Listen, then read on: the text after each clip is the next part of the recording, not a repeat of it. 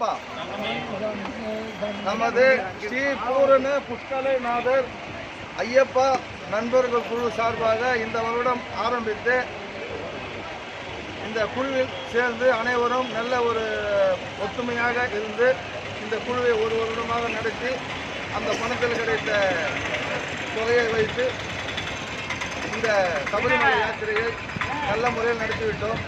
அதற்கு முக்கிய காரணமாக நம்மளுடைய டிரைவர், வண்டி போக்குவரத்து, அதனுடைய ஒரு நம்ம வாகனத்தை இயக்கியவர், அவருக்கு நமது குழுவின் சார்பாக மரியாதை செலுத்தப்படுகிறது.